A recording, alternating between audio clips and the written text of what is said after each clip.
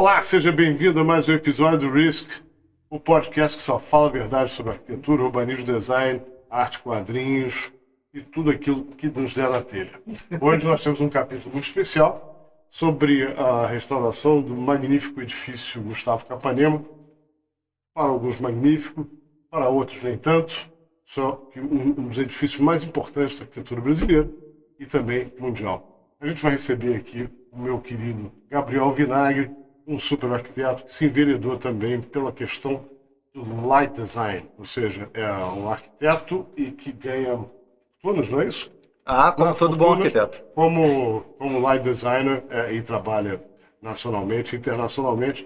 E o nosso legendário Pablo, queria que vocês dessem os cumprimentos de vocês hoje. Olá, gente. É muito bom gravar esse episódio, porque é um assunto interessante, né? Falar sobre o design e falar sobre o retrofit de um ícone da arquitetura brasileira. E ele ter sido, parte dele ter sido feito por um amigo meu de faculdade é importante demais. Fala um pouco de você, rapidamente. Bom, eu me chamo Gabriel Vinagre. Primeiro agradecer o convite aqui do Risk, no podcast, né? Estou aqui numa mesa entre amigos e vamos ver se a gente consegue contribuir um pouquinho, falar de coisa boa que é arquitetura, iluminação, gibi, falar mal das pessoas também. Um pouquinho. Não, vou nem falar mal. Começamos bem. Nem falar mal, na realidade, o edifício Gustavo Capanema, ele é fruto de uma daquelas decisões clássicas do Brasil, onde se faz um concurso e o concurso é caduca, é melado, se paga o prêmio, mas não se constrói o edifício. Só para contar a história. Até a década de 30 a gente tinha política de café com leite, Minas Gerais e São Paulo se alternavam no poder, e aí veio Getúlio Vargas, lá dos Pampas, e promove a famosa Revolução de 30. Isso aqui não é um podcast de história, mas o fato é que Vargas procurava uma linguagem, procurava um Brasil do futuro, né? A gente não sabia muito bem quem nós seríamos, né? Tanto que essa figura, inclusive metaforicamente, já tinha sido expressa na arte, através do personagem Macunaíma, que era um personagem sem alma, etc. e tal. Então, Vargas, procurando modernizar o Brasil, e principalmente através da sua capital, centro, Rio de Janeiro, ele vai fazer 3 ministérios. Interessante é que cada ministério vai ter uma característica com quem o Vargas namorava. Era a ideia do Vargas, na realidade, trazer uma siderúrgica para cá. Então, ele negociava com a Itália, com o eixo nazi-fascista, negociava com os Estados Unidos, e nós ainda tínhamos um pé na França, na nossa matriz cultural francesa. E o que acontece? Um ministério, que é o Ministério da Fazenda, vai ter características de arquitetura fascista. O Ministério do Trabalho vai ter uma certa característica Art Deco. O Ministério da Educação e Saúde, que hoje em dia a gente conhece como Ministério da Educação e Cultura, é feito um concurso. Quem ganha é um genial arquiteto, Arquimedes Memória, importantíssimo na época, isso lá em 1934, salvo engano, e no estilo que a gente vai conhecer como Marajoara, que de certa maneira era um estilo Art Deco brasileiro, com grafismos brasileiros, mas é muito parecido com a geometrização do Art Deco. O ministro Capanema, na época, ele olha para o edifício e fala: caramba, esse é o Brasil do futuro. Não é isso. Então ele rasga rasga o concurso, paga o concurso, dá 2 passos, porque no Rio de Janeiro todo mundo trabalhava ali no centro, vai parar hoje em dia aonde é o Museu de Belas Artes, onde ficava a Escola Nacional de Arquitetura, e por acaso, quem era o diretor? Era o Lúcio Costa. Lúcio Costa, nesse momento, já muito influenciado pela obra de Le Corbusier, apesar de Lúcio Costa ser um grande estudioso da arquitetura mineira, colonial, etc., do passado brasileiro, ele também queria produzir um Brasil do futuro. E o que acontece? Eles chamam Le Corbusier, que é um arquiteto francês, vocês conhecem, né? É um arquiteto suíço-francês, é para fazer uma consultoria que o resto da história ele vai chamar os grandes arquitetos que na época eram estagiários ou recém-formados, figuras pouco conhecidas como Oscar Niemeyer, Afonso Eduardo Ritt, que é autor de tantos projetos, inclusive Museu de Arte Moderna, Jorge Machado Moreira, que produziu a UFRJ, Hernani Vasconcelos e Carlos Guion. Mas nisso o Le Corbusier deixou um croquis aqui, o croquis original, com aquelas peças modernistas, né, que os projetos se parecem muito naquela época, quase que uma espécie de um Lego. Le Corbusier deixou um projeto para ser concebido aonde hoje em dia é o Museu de Arte Moderna. E Oscar Niemeyer que faz o desenho final da adaptação, já sem Le Corbusier aqui. O resto vai ser história. A pergunta é: arquitetura moderna venceu, perdura, ainda somos modernos? Ainda somos modernos? A gente é uma pergunta retórica, né?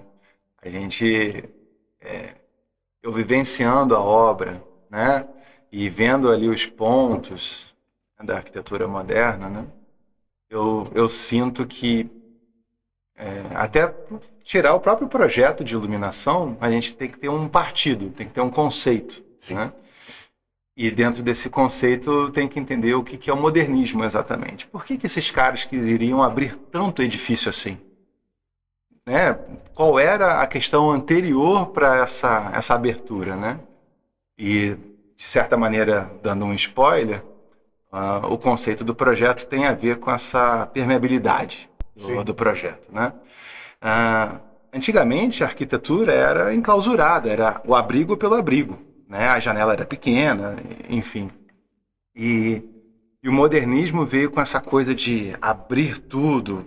Pô, o edifício está tão limpo e claro que a gente pode até usar a cobertura, olha só, né? Então, o Brasil, ele foi moderno, ele foi uma lança muito expoente dessa arquitetura, né? Desse movimento, que era um movimento muito de limpeza mesmo, não é hospitalar, mas salutar mesmo, né? De você ter esse open space, né? Esse espaço aberto de trânsito, de você poder, né? A planta livre, de você poder fazer as coisas.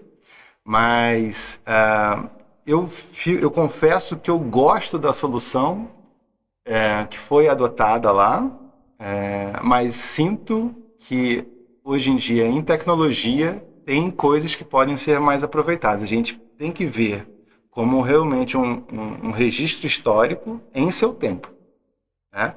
E que existem arquiteturas e evoluções tecnológicas que a gente pode aplicar hoje em dia também. Tem preceitos muito fortes do modernismo, né? Principalmente na visão de antigamente, essa coisa de deixar o espaço aberto por conta da limpeza mesmo, da clareza, da ventilação cruzada, né? Não ter bactéria pra caramba no espaço, né? E nesse sentido, eu acho que o Brasil tem a sua importância. Tá? Não, o que você está falando em relação a questão salubrista, sim, é a Revolução Modernista, não só o Brasil, mas a ideia no mundo, ela tem um pé, né? Cidades contemporâneas, nós começamos lá com Paris, que é uma reforma muito salubrista. E aí a gente pode, a visão marxista vai dizer, não, era justamente porque o operário não ficasse doente, não faltasse trabalho. Outros marxistas vão dizer, era para que você melhorasse a circulação de mercadorias, as pessoas não ficassem doentes, né? Mas a gente vai ter uma opção de visões. E outras pessoas vão defender que era você circular tropas e manter a ordem no espaço urbano. Mas todas elas são um pouco corretas. Não deixa de serem uma mentira, né? Mas eu acho que a grande revolução que se apresenta é quando você cria ou coloca o sistema da estrutura independente. Não, Pablo, você quer esse momento que você tem a quebra, que a parede deixa de ser a estrutura, né? O que faz fazer o edifício em pé, aliás, está voltando com um bloco de concreto. Isso é um perigo, inclusive, certo? É um perigo. Tá?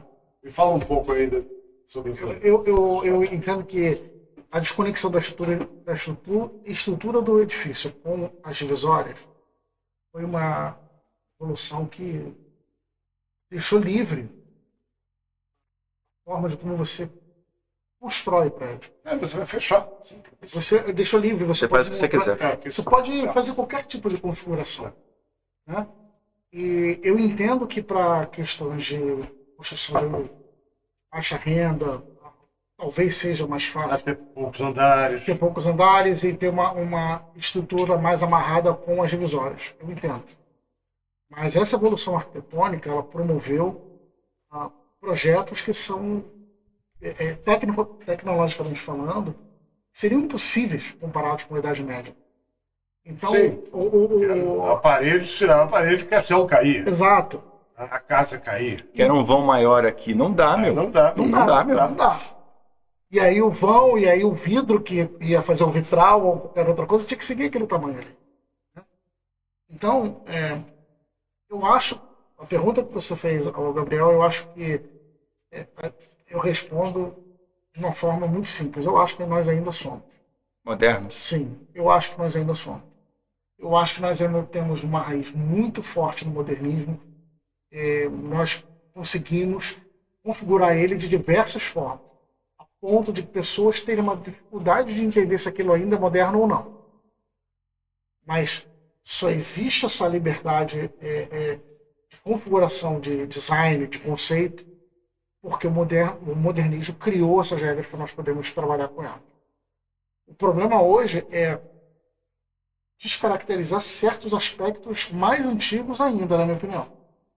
Que são a utilidade, a beleza e Peraí, agora você Então, voltou 2000 anos na isso história. E por isso, 10 livros de arquitetura de Vitruve. Eu acho que hoje a beleza ela é deixada em quinto plano em relação a várias coisas. Mas eu vou te dizer uma coisa. Esses arquitetos que fizeram essa transição, aliás, como nós aqui somos beneficiados por termos vivido uma transição, que ele estava até falando, do analógico para o digital. Então a gente sabe apreciar os dois mundos e a gente consegue se negociar com os dois mundos com fluência. Quem veio antes não consegue e quem veio depois não consegue. Então, é nesse momento em que, na minha visão, aparecem as coisas mais incríveis do mundo. Tá? Onde é que eu quero chegar?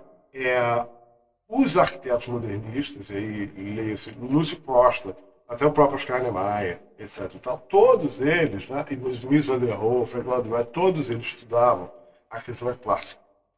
E aí, quando eu digo arquitetura clássica, composição arquitetônica, inclusive com regras matemáticas. Sim. Aquele popular número áureo que todo mundo gosta, que existe, que está aqui na televisão, está no seu cartão de crédito, provavelmente está de alguma forma no seu celular. Então, esses caras fazem, eles aí entendiam o que nós entendemos como beleza. Sim. Ou aonde mora a matemática da beleza. Isso aí pode dar um outro podcast, inclusive. Eu fui entender isso quando eu li um livro de um sujeito chamado Colin Rowe, que se chamava A Matemática da Vida Ideal, que comparava a obra do Le Corbusier com a do Andrea Palladio. Eu era estudante, fiquei louco quando eu vi as análises eurítmicas, que é o nome dessa técnica de composição. Eu falei, cara, isso... E eu comecei a procurar nas obras modernistas, inclusive no Capanema, as proporções áureas. Elas estão todas lá. Tá tudo lá. Está tudo lá. Deixa eu dar um exemplo. Aquele pilar tem 1 metro e o vão tem 10. Que é a regra de ouro da coluna grega, 10%. Então, tem uma opção de coisas. Agora, quais são as coisas mais importantes que o Capanema deixa pra gente? Eu acho que o Capanema não é só o ponto de encontro dos blocos de carnaval de todos os anos no Rio de Janeiro. Deus do céu. Não é. Deus do céu. Eu acho que... Mas que bom que é também. De todos também, pô? Não, de todos, não, todos os anos. Todos os anos. A ambiência do projeto é única. Você estar lá, a proporção, a escala, os vãos abertos, o formato da arquitetura, para mim é um dos projetos mais bonitos da cidade. E ele consegue atender, integrar o espaço externo com o interno, de uma forma que você não consegue ver facilmente na arquitetura. Então, para mim, é um dos melhores projetos. é ótimo que ele está em reforma, mas é uma pena que não dá para ir lá. Né? Mas quando abrir, Está sendo reinaugurado Agora, dia 20 agora, vai ter a 20. entrega de chaves lá pro pessoal. Você vai estar aqui? Não vou estar, mas eu vim por questões de ajustes pontuais de iluminação, mas eu vou voltar depois de novo, que a obra ainda não acabou. Você não está aqui nem para acender o disjuntor? Já está sendo aceso, né? Ele já vai vindo, né? Já vai vindo com... Sempre tem aquele tss. É nessas horas que a gente não quer estar, né? Então, quando fica, começa a dar. Entendi. Agora eu entendi. Uma das coisas importantes aqui é que a gente não costuma dar valor aqui ao edifício. Muitas coisas aconteceram pela primeira vez aqui. A primeira foi a grande obra do Le Corbusier, das ideias do Le Corbusier. Até então ele tinha feito casas e propostas. E aí, sabe aquela cidade linear que estão tentando construir na Arábia Saudita? O Le Corbusier propôs uma cidade linear aqui que Marginando. serpenteava, e 2 pedaços dela foram construídos, né? Uma ali no Pedregulho e outra em cima ali do túnel Zuzuranjo, né? Daquele edifício que serpenteia a topografia. Na verdade, era para meio que retirar o Rio de Janeiro e colocar essa grande cobra linear andando pelo Rio de Janeiro. Claro que isso é conceito, isso é croquis, não é projeto, como as pessoas falam, é só conversa. Mas, por exemplo, aqui é a primeira vez que um grande pano ou plano de vidro ele é construído naquelas proporções. Então, nós tivemos aqui coisas que realmente marcaram o momento. Outra coisa, você falou de salubridade, eu vou falar do que a gente lê como sustentabilidade hoje em dia, porque não tinha ar-condicionado naquele momento, até tinha, mas ainda era uma coisa popularizada, você vai popularizar depois do pós-guerra.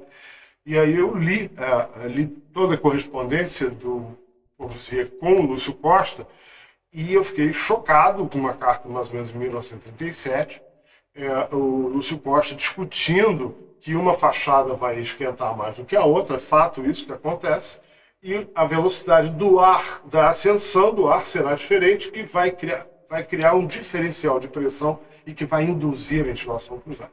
Aí quando eu olhei para a carta para nível de discussão,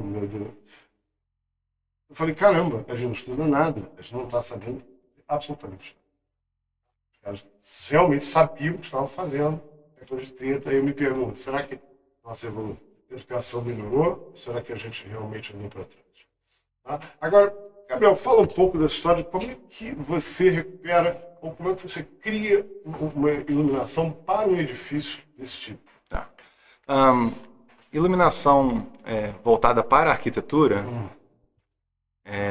é um exercício de entender como um arquiteto entende as necessidades de um cliente. Né? Qual é a necessidade desse cliente? O que ele quer? O que ele anseia? Qual é a estrutura? Né? Quando você trabalha como lighting designer para a arquitetura, o cliente, às vezes, é o arquiteto. Às vezes o cliente é a construtora, às vezes o cliente é o cliente final mesmo, que vai ser o usuário do espaço. É a história do Brasil, como é que... Então, dentro desse cenário, a gente também tem que trabalhar com uma outra autarquia, que é o IPHAN. Então, o IPHAN nada mais é do que o Instituto do Patrimônio Histórico e Artístico Nacional, que é a zeladoria do patrimônio do Brasil. Então, você não pode fazer certas coisas. Vou furar aqui esse piloti para passar um fio aqui. Não Esquece. Pode, está tombado. Não pode. Então, todo tipo de aplicação que você vai fazer tem que ter, além do respeito com o seu cliente, com o bem tombado. Né? Então, você tem que ter muita cancha, muita experiência para saber o que fazer, como fazer, e o bom também, ou bom não mais, no mundo que a gente vive, o que dá para fazer financeiramente. Porque nem tudo dá. Né? A primeira vez que eu fui abordado para fazer o projeto, eu imaginei que teria, não dinheiro infinito, mas que teria recursos. Eu já vi como sendo, imaginei, né? Como um nerd que sou, a fachada norte, que são a dos brises, eu vou fazer um Tetris. Eu vou fazer um teste, porque ali sai bloco de carnaval, Você imaginou que já imaginei, porque interagir com a cidade. educação, cultura, aquilo ali tem um espaço ali que você consegue permeabilizar, né? Você transita ali, talvez seja o único lugar na cidade que você realmente tenha um respiro, que nem a gente estava falando. Pronto, é isso. Ah, que legal. Não tem dinheiro. Não tem. Como é que faz? Te deram uma verba X? Sim, Olha, você tem um tempo. Não, eu entrei Não no... precisa dizer quanto. Não, eu nem diria tão pouco, senão eu ia sair daqui com uma marmita. Pô, toma aqui, você tá pior do que a gente. Não, mas foi um processo assim, primeiro, desafiador, né? Você querer participar de um projeto como esse, você ter a possibilidade, minimamente ter um know-how, comprovar que tem esse know-how e conseguir entrar, em algum lugar você vai perder. E nesse caso foi o financeiro mesmo da própria manifestação de sobreviver disso, né? Mas eu aceitei o desafio junto com uma parceira, aliás, duas meninas, a Débora Bello e a Cristina Dreger, né? E elas estão comigo nesse projeto desde o começo. Eu sabia do projeto desde 2012, que eu estou acompanhando o edifício, né? Porque eu sou um cara desses, né? Que eu fico... Esse edifício aqui, será que um dia vai ter alguma reforma? E eu ficava acompanhando, sabe? Em 2019, eu soube que ia ter realmente um chamamento e em 2020 veio, eu me apresentei.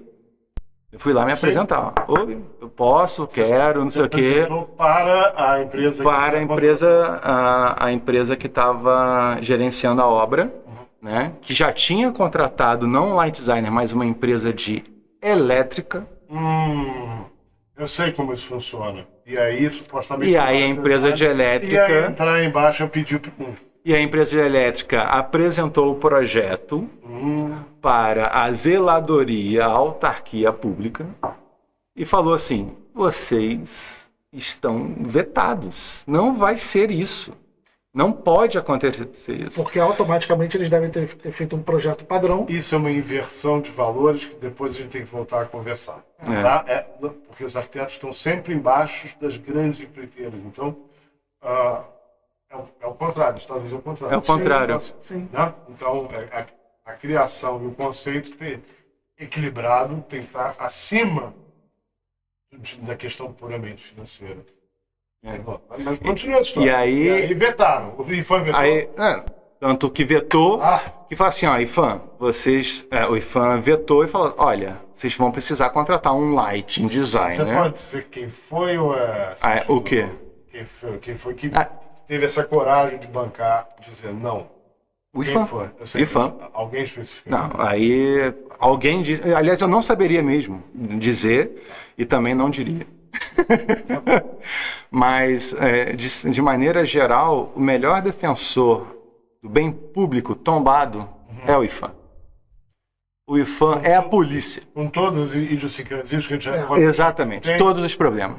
Mas eles têm o poder de veto e eles têm o poder de falar assim, olha, precisa de um projeto decente aqui. Acertam muito mais do que o ganho que a gente tem é muito maior. Eu fico pistola da cabeça porque eles falam não o tempo todo ao seu projeto.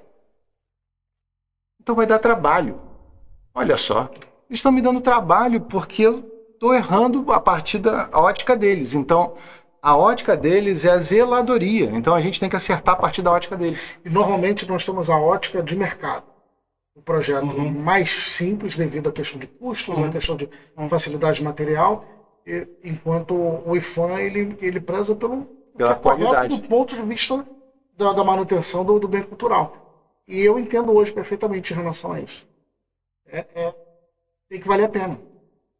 Tem que valer a pena. Mas é isso, ia fazer o Tetris, na verdade ia fazer uma iluminação que fosse interativa, que ela pudesse desenhar. No universo da iluminação, você pode trabalhar de maneira efêmera ou perene. Então, uma instalação como essa, em tendo recursos, e como a gente trabalha com projetos, a gente projeta em ponto futuro, talvez no carnaval, eventualmente, alguém tem um controle disso. Não é sempre. É que nem a iluminação do Cristo Redentor. Sim. Pode ser colorido. É um sucesso. É um sucesso. É muito interessante, que é um objeto de análise. E dependendo da ótica de quem for fazer, você puxa para a sardinha que te compete. O Cristo Redentor, ele é ao norte do Carioca. Sim. Se você se perder, é lá. Eu sei onde eu tô. Tá, beleza. Hoje em dia até à noite, então você consegue ver lá coloridinho lá, ó. Olha ele lá. Só que ao mesmo tempo, quando você impute cor, é um objeto religioso. É o Cristo. Né? É Cristo representado colorido. Tem uma igreja embaixo, né, ali. Né? Então, assim, você pode antagonizar o argumento, mas ao mesmo tempo você pode só criar o Cristo como uma alegoria. Por favor, gente, entenda. Claro. É uma alegoria de norte do Carioca. O objeto é tão remoto... Aí vai depender exatamente da maneira, do valor da interpretação. da interpretação que a gente coloca naquele objeto bem. ou naquele símbolo, como a gente... Sim. E ao mesmo tempo a gente estava falando em relação ao Capanema. A gente pode, em algum momento, brincar com a fachada dele, porque se permite hoje em dia fazer esse tipo de interação durante um período, mas é muito difícil você deixar esse videogame, esse super brinquedo. Imagina eu e você jogando Tetris na fachada do Mac. Eu já estava sonhando, já brisando. Você já está imaginando você fazer uma reprodução do que está atrás, aí fica um grande vazio, um buraco no edifício. Tipo um manto de invisibilidade. Mas é isso. E aí, pois bem, conseguimos entrar no projeto, foi uma concorrência ali, então nós três mergulhamos em preço e ganhamos. Ótimo. No primeiro momento era para iluminar apenas a fachada, e como todo mundo, para a obra acontecer, você fala, olha, qual o budget? Quanto tem? Sim. E todo mundo começou a se retorcer na cadeira e aquela coisa, veja bem é o meu trabalho. Eu trabalho com visão. Então, veja bem você. Quanto tem? E hoje em dia já tem uma postura mais assertiva mesmo de, olha, não tem que ser amigo de ninguém. Me fala quanto é para eu saber onde eu tô pisando. É porque é o meio profissional que todo mundo precisa trabalhar. Olha... Senão vai ficar rodando até acertar. Igual que nós conversamos sobre obras. Tem que ter um orçamento pra gente poder saber. Não tem dinheiro, vai ser iluminação de guerrilha e é isso aí. Na verdade, eles falaram lá um valor ínfimo, e as meninas, desculpa aí, Titi e Débora, elas se enterraram na cadeira depois que eu falei o seguinte, a gente deveria ter cobrado mais pelo projeto, porque não vai ser executado. Não passava fio na fachada com o valor que eles falaram. Vai ter que editar isso, não é possível. Não vai poder editar. Vai editar, não tem como, acabou o dinheiro na hora da iluminação. Isso é uma coisa também que acontece, né? Sim. Iluminação chega no final, quando não tem um planejamento bem feito... É complicado. Então, por isso, contratem um light designer antes e saiba bem. Estava vendo até o podcast de vocês. Foi muito interessante que vocês falaram também sobre a questão do planejamento da obra, né? Comprar as coisas e receber antes é ótimo. Mas dependendo do que você receber tão antes, é perigoso. Porque você vai receber uma luminária, sei lá, caríssima, e não precisa ela ficar 3 meses na obra. Estocada porque ela então, assim, não é questão de roubo, mas às vezes é tipo, aonde vai ficar esse negócio, entendeu? Que é grande, né? E aí, enfim, basicamente, tá? Não foi culpa exatamente da construtora, mas nas obras tem uma questão de, ainda mais obra de restauro de bem tombado, tem uma questão de zelar pelo bem público. Lúcio Costa, como bom arquiteto e defensor da sua memória, escrevia tudo. E ele escreveu... e nesse sentido, ele eternizou que o pavimento tipo teria uma luminária tipo que ele definiu como padrão, que são as luminárias da década de 40, se eu não me engano. Você conhece essa luminária? Da Olofane, conheço. Sim, a pergunta é, ele estava correto Sobre? em relação à quantidade de lumens no espaço de trabalho?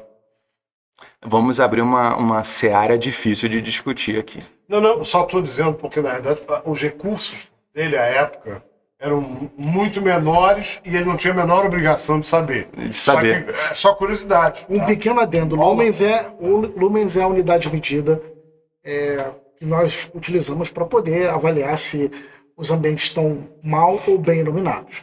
E existem regras, uma janela de quantidade para usos de cozinha, escritório, corredor e por aí vai. Então, é só para poder colocar todo mundo na mesma página. O Gabriel pode corrigir, os lumens são medidos na superfície. Isso. Na superfície, não é o que vai no olho. Não é o que vai no olho. Então é uma forma simples da gente ver exatamente quanto está aqui, mas não é o que está aqui. Né? Então, assim, a normativa brasileira, a 89951 de iluminação interna, pede, aliás, é norma, não é lei. É norma, não é lei. Depois a gente... Então, é 500 lux que ela pede na mesa. Mas lá é um edifício tão bem iluminado, de dia, Sim, que você não precisa... que não precisa de iluminar. Então, trabalha-se 24 horas no edifício, no Ministério da Educação e Saúde. Então, você começa a criar argumentos e talvez não precisaria nem da luminária no teto. Poderia só ter uma luminária aqui. Na mesa. Mas isso daí sou eu à distância do processo. Eu não participei do processo, eu não estava do lado do Lúcio Costa e comecei a Eu argumentar lembro de um croquis, de um corte dele, e ele deixando meio que essa luminária era central, inclusive, na zona menos iluminada. Ela acontece entre pilotis. Não são pilotis, são os pilares ali, né? Mas ela acontece nessas zonas que são justamente as zonas mais escuras dentro do funil. Do funil. Mas não vou dizer que é uma hiperespecificação, é uma especificação correta, mas o edifício em si estava tão bem resolvido na parte de iluminação que não veria necessidade em tempo e hoje em dia de ter. Isso podemos considerar que é sustentável? Um desenho sustentável? Sim. Outra coisa, não tinha tela. Você abre precedente para outra argumentação também. Se você trabalha com tela, você não precisa nem de iluminação. A tela já é auto-iluminada. Você precisa de uma luz ambiente para você saber o que está acontecendo em volta, mas aqui você já trabalha. Na época, você não tinha tela. Tela, gente, monitor. Monitor, celular, enfim, tudo, né? Então, assim... Enfim, aí essa luminária em si, ele pautou e disse que era um ícone que tinha que ser preservado. Pois bem, corta-se para a época de hoje em dia, essa luminária, a Olofane, ainda existe, é um empresão americano, né? Só que não fabrica há 60 anos essa luminária, né? Que ela é uma cúpula que tem uma lente Fresnel, né? Que é um desenho rudimentar Fresnel para abrir mais o facho de uma lâmpada incandescente, que também não existe mais. Então, a construtora passou empenhando muitos recursos para fazer uma simulação, uma adaptação, uma atualização dessa luminária, porque várias quebraram ao longo do tempo. Né? Ventava muito no prédio, ventava-se muito no prédio. As luminárias eram meio que um videogame também para alguns funcionários, então aquilo ali caía na cabeça das pessoas mesmo. Tem casos, relatos assim, né, de cair na cabeça de pessoas e tudo mais. E se quebrou, se perdeu ao longo das décadas, né? E aí se gastou muito recurso destinado para a iluminação para recuperar essas luminárias e recuperou. Foi feita uma forma lá, eu não sei exatamente direito, mas foi feita uma forma, eu acho que a partir de molde de panela, sabe? Um paneleiro conseguiu desenvolver uma forma para derreter vidro e conseguiu fazer legal, fez teste. Eu consigo ver a diferença. Mas um do lado da outra. Mas não dá para ver a diferença. Não dá para ver a diferença. Agora, e a questão hoje, a iluminação, a maioria é de LED. Sim. Como é que foi feita essa adaptação? A mesma coisa. Empiricamente, a gente faz teste cego, liga tudo e vê qual é que se comporta melhor. Então, Entendi. a gente vai colocando lâmpadas e... Porque tinha isso, né? O soquete A27, aquela da lâmpada clássica bolinha tradicional, que era incandescente, que ali, sei lá, durava 12 mil horas. Hoje em dia o LED dura 60 mil, só que a luz propagada se comporta de maneira diferente. Sim. E aí você tem que ver como é que primeiro a luz se propaga e como é que é a aparência lá. Sim. Né? E aí a gente foi fazendo testes e chegou num bom resultado. Num bom resultado. Veja, que isso tudo, eu estou encurtando muito a história, e a gente tem que entender as necessidades do Ministério da Cultura, de todo mundo que vai usar lá, o IFAM dizendo sim e não para as coisas, para que ele ali, que é o Zeitgeist, ele que fica falando, olha, isso aqui não pode, isso aqui pode, não, isso aqui está muito forçado, não, vamos voltar um pouco. Né? Então, o IFAM, nesse caso, é um amigo também. Né? E foi ali que se gastou mais empenho no começo do projeto. Né? E, pois bem, então isso aí é a luz geral do pavimento tipo, e eu tinha sido contratado para fazer a iluminação da fachada. Sim, essa é a minha pergunta, porque não existia um conceito de iluminação externa.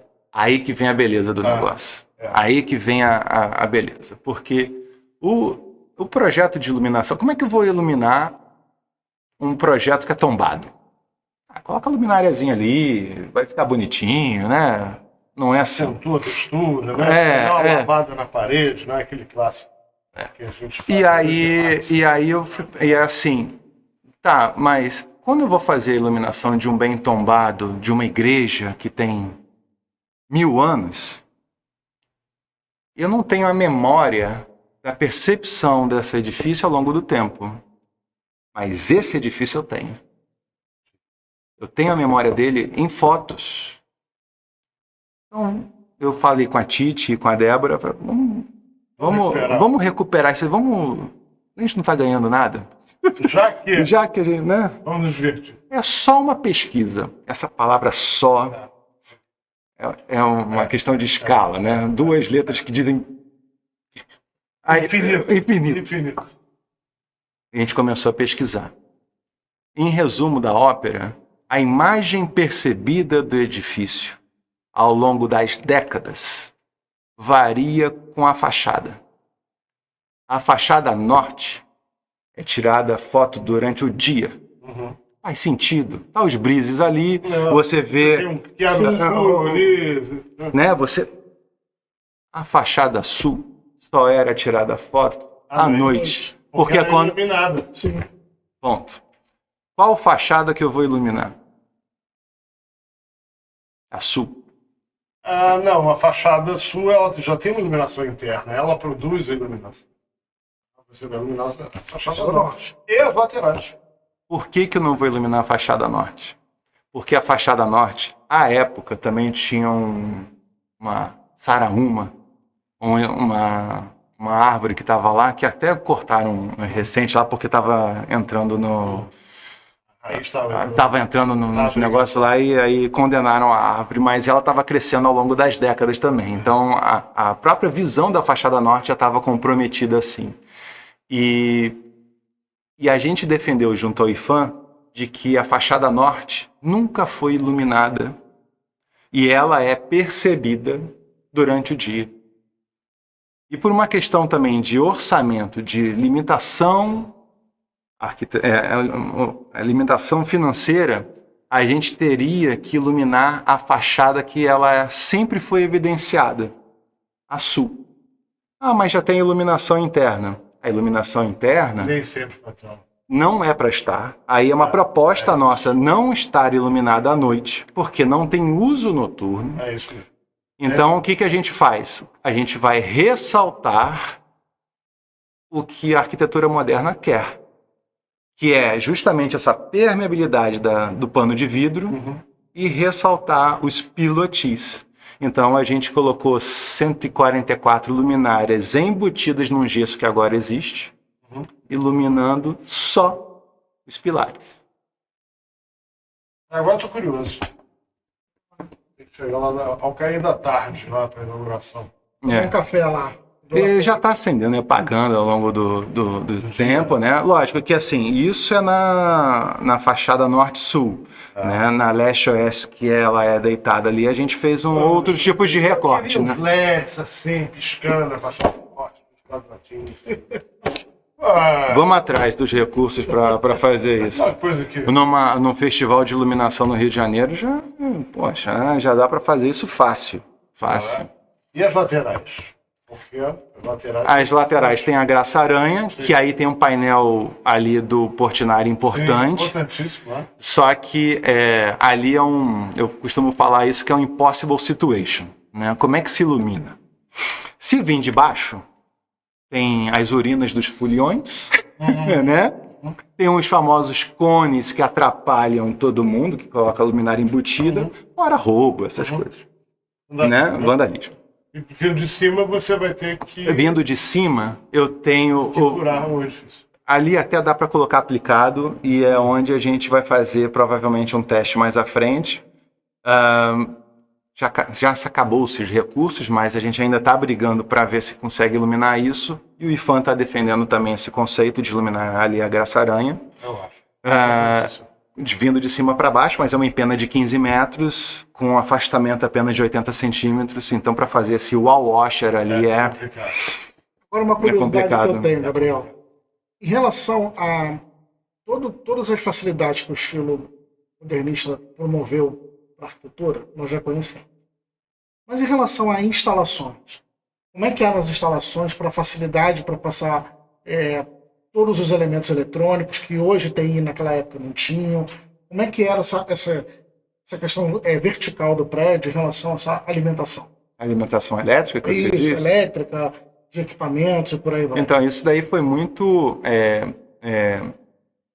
o edifício viveu durante um período enorme, né? Assim, e teve a obsolescência da própria fiação, essas coisas todas. Mas todos os quadros lá estavam preservados.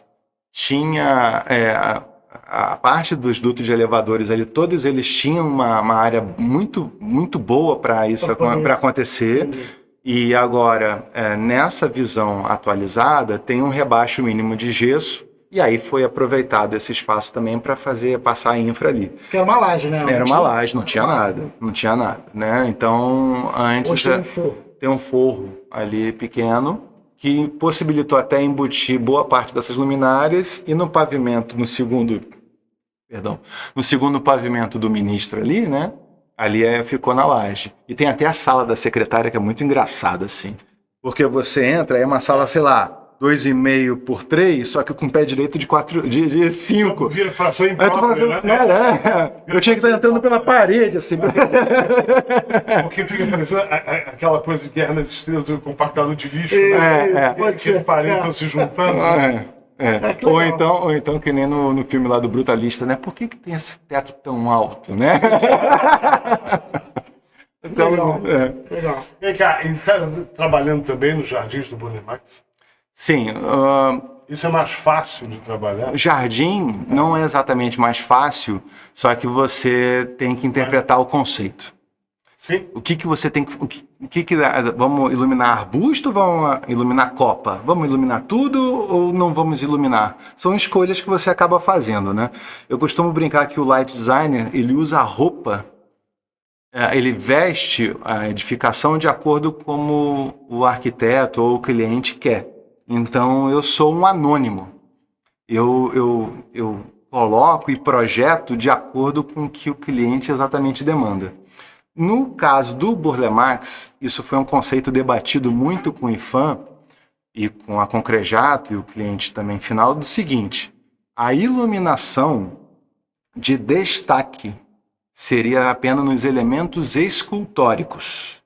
Monumento à Juventude, o Prometeu na fachada, a moça que fica no segundo andar também, eu esqueci o nome da escultura, tem no Jardim do Ministro, tá? E o próprio jardim em si, assim como a copa das árvores, não seriam iluminadas, porque não são elementos escultóricos. Se a gente for interpretar tudo como elemento escultórico, todos os painéis do Portinari seriam iluminados. Vai acender tudo. Mas eles não foram Se você acende tudo, você acende nada. nada. Então, assim, é um exercício de...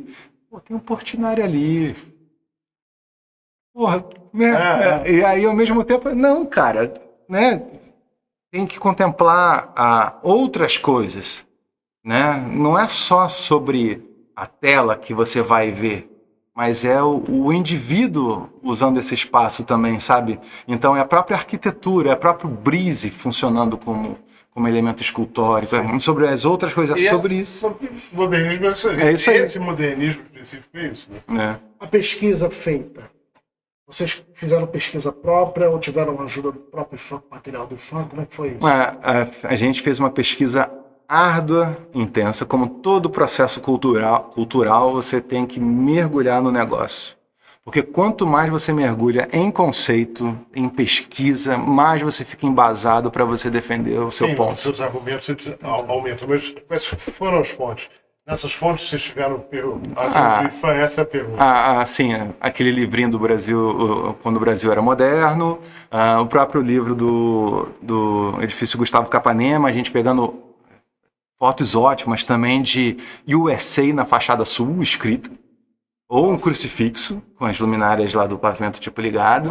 Então, absurdos que acontecem assim também, mas é aquela coisa, né? O videogame na mão de quem, né? Então, a gente, quem é que liga isso, quem é que controla? Sim. Então, a gente... e também muita questão da internet, fazendo levantamento fotográfico mesmo, no tempo, né? Em 1970 tem alguma foto? Tá, então a gente ia, vasculhava, perguntava para as pessoas também, e até mesmo de alguns funcionários locais que já têm mais de 30 anos de casa, para entender como é que funcionavam as coisas e tudo mais. Essa pesquisa está disponível para o público em geral? Isso está no nosso conceito de projeto, né? Assim. Isso, de certa maneira, se torna um legado de um processo. Eu estou a primeira vez falando sobre o processo aqui. Né? E que daqui a uns 20 anos, outras pessoas vão buscar isso para fazer uma reforma no prédio. Assim, eu fiquei muito contente em, não exatamente em ter descoberto uma fórmula, mas ter entendido a arquitetura moderna como essa coisa de open space mesmo, né? Sim. De ser aberto, da estrutura ser solta, então permite fazer coisas. Essa permissão deu abertura também para entender a vocação do próprio modernismo. Ele queria ser permeável. Eu quero que as pessoas andem aqui dentro. Até demais. Até demais. Vento demais. Então, assim... O pessoal mesmo falava que tinha que deixar coisas em cima da papelada, porque senão voava tudo. Então, essa clareza, esse movimento, esse entendimento, fez com que a gente entendesse que esse edifício quer ser visto. Ele quer ser notado, não só de dia, mas à noite também. Ponto. Então, com isso, a gente vai diminuir a quantidade de luz geral acesa à noite, e vamos deixar revelar esses elementos ali só pontualmente. E outra coisa, nesse sentido, esse argumento singular, eu não coloquei uma luminária caríssima do lado de fora iluminando uma parede de vidro que não brilha, não acende. Eu iluminei por dentro. Então, uma luminária IP20. Ela não precisa ser cara, ela só é voltada para o pilar. Luminária IP20, a gente vai ter que colocar IP20 aqui. IP20 é índice de proteção, tá? Você falou sobre a iluminação da Graça-Aranha, da empena da Graça-Aranha. Eu fiquei imaginando que talvez eu pedisse para iluminar a partir do edifício em frente. Jogar um canhão. Não é outro impossible situation, mas quando você ilumina de uma parede para outra, né? Depende da Rio Luz. Claro. Vai depender dos projetores que tem lá na Rio Luz. A gente vai ter que depender. Depende de uma opção de cor. E aí, isso também tem aquela coisa de focalizou, amanhã está desfocalizado. A gente entende. Vai para lá. Mas, assim, o Teatro Municipal está lá até hoje. Com luminárias, inclusive no entorno, em cima, no telhado dos vereadores ali. Na Câmara dos Vereadores. Eu botei lá. Você botou lá? Na época você foi. A gente vai sobre isso no próximo episódio. Os vereadores estão com uma lâmpada na cabeça. Não estou sabendo. Estão pagando a conta. Estão pagando a conta do Teatro Municipal. Olha, essa conversa está uma delícia, maravilhosa, mas nesse momento a gente vai começar a encerrar. Só para encerrar um pouco sobre a experiência de trabalhar com patrimônio e essa questão de ser redescoberta do moderno. Se eu vou falar, assim, não só em relação ao modernismo, em relação ao patrimônio em si, mas trabalhar com iluminação, para mim, faz muito sentido. Porque eu visito essas obras com certa facilidade, com certa constância. É diferente de você pegar uma reforma e ficar 8, 10 anos nela, né? Eu fico 8, 10 anos nessa obra, mas eu fico em várias obras também, porque eu sou uma etapa dentro de um processo de um todo, né? E realmente é muito gostoso a gente pensar a arquitetura com esse elemento, com essa camada de iluminação, né? Trabalhar com IFAM não é muito diferente de você trabalhar com outros pré-requisitos da arquitetura. Às vezes você vai ter que trabalhar com um projeto que realmente precisa de acústica. Então isso é mais uma camada que você tem que se preocupar. Trabalhar com IFAM é só mais uma camada que diz sim, poucas vezes, e muitas vezes não, mas é interessante. Pablo, eu vou encerrar então. Eu vou colocar uma coisa. A idade me fez aprender que luz é matéria-prima da arquitetura. Isso aí. Peço de vocês, Pablo, encerre. Gente, eu espero que vocês tenham gostado do episódio. Curtem, comentem, compartilhem. Estamos fazendo essa série de podcast para vocês e porque nós armamos a arquitetura e todos os assuntos permeados a ela. Eu espero que tenham gostado do episódio. Tchau, tchau.